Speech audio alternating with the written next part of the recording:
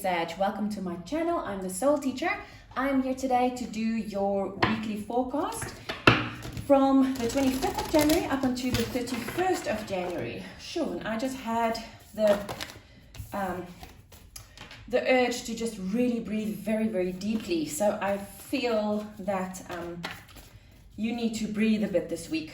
To be honest, I'm Sagittarius rising and sun sign. And I did this specific reading for me just before I started for myself. And the question was asked, what do you need to do this week? And the card that came out was breathe. You need to breathe. And funnily enough, I really felt that need to breathe in very deeply at the start of this reading. So Sagittarius, I think you need to breathe. Let's see what your overall energy for this week. Don't dim to fit in. How are you dimming your light in order to fit in? This is something that's been coming out for myself quite a bit for the past few months already. We tend to, as Sagittarians, we have very, our energy are really, we're fiery and we are very passionate. We might be very overbearing and loud, and look what just jumped out, chaos and conflict, goodness. We can be very loud, we can be really overbearing, we can be domineering, we can be manipulative sometimes. Because our energy is so strong, we're leaders, we're spiritual leaders, we're spiritual teachers. And because that sometimes does not go down well with the person next to us, we tend to dim our light to be able to fit in with the rest of society. And that is, I feel, to me, it's like the biggest injustice that I do to myself, because there's a reason why you're born under the sun. There's a reason why you came into this world as a Sagittarius. It's because you need to shine your light. Your light is so damn bright. The world needs to see it, and especially right now. So Sagittarius, let's see what is in store for you for this week. What do you need to think about? What do you need to do? And your challenge. Right, so let's get into this. What do you need to think about this week, Sag? Here and now. Be in the now moment. That is the most powerful place to be at, is when you're in the now.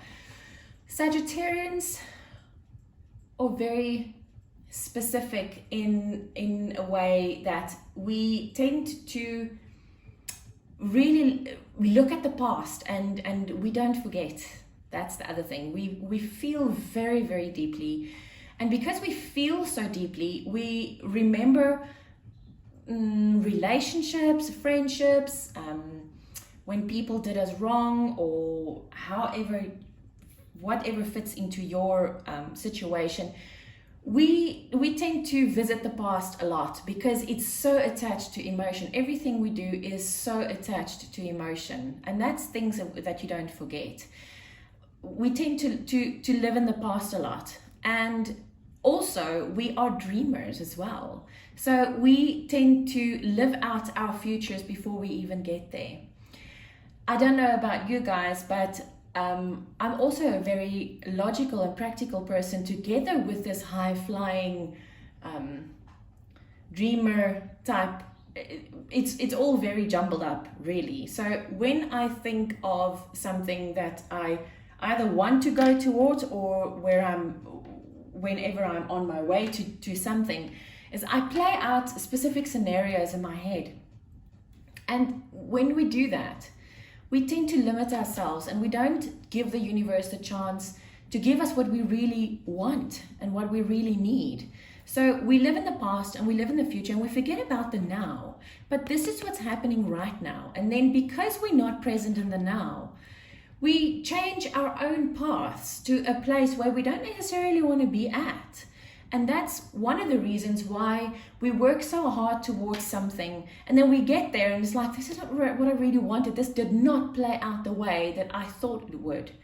Because we don't give the universe the chance to give us what we need, because we keep on standing in the way. The moment you think of a different future, you jumble up the energies, and then the universe does not speak a language, it speaks frequency. So whatever frequency you put out, that's what the universe brings back to you in threefold.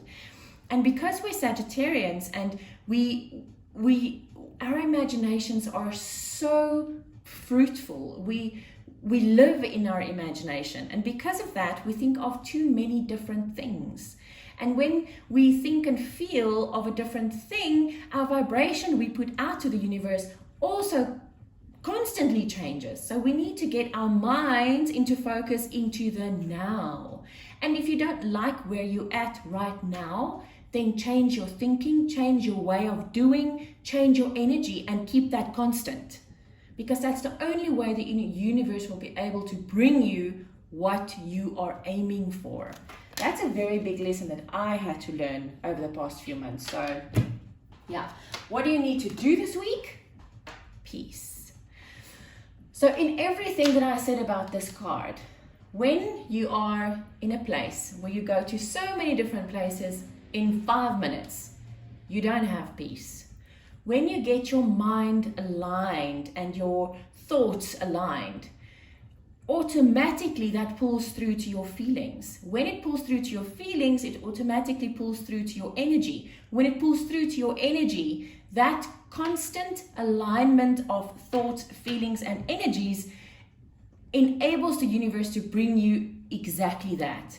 And when you are aligned in your thoughts, you automatically have the peace. So this is what you need to do this week.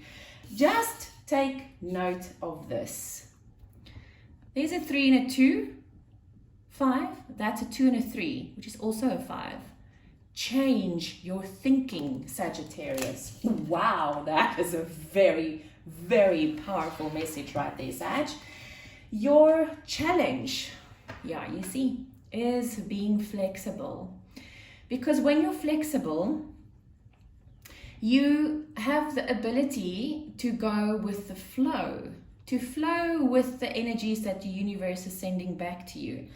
If you can't flow, you're rigid. You're not flexible. You're so rigid that you don't give way to anything else.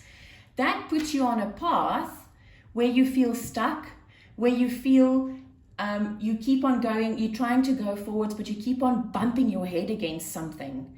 That's when you're not being flexible. And note, it's a 1 and a 9, which comes to a 10, which is a 1, the new beginning. So Sag, this week, you need to learn to be flexible.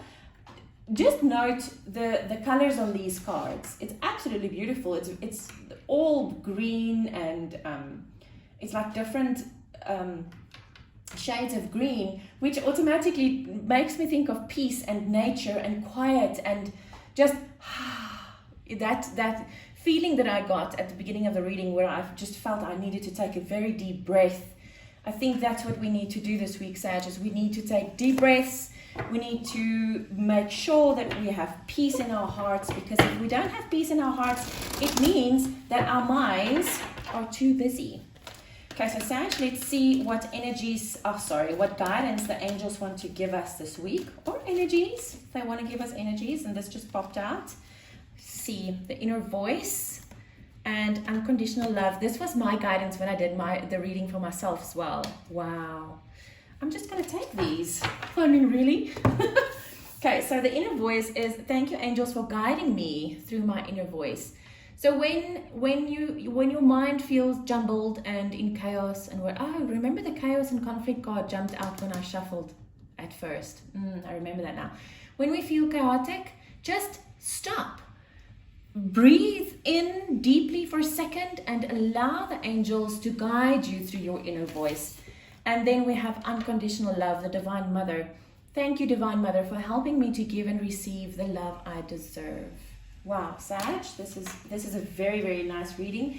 If we can get ourselves to be in this peace and to learn how to align our energies the right way, the universe is just gonna open up to us. So Sag, I hope you enjoy this week. I will see you very soon with your new moon in Leo readings for next week. Love and light to you.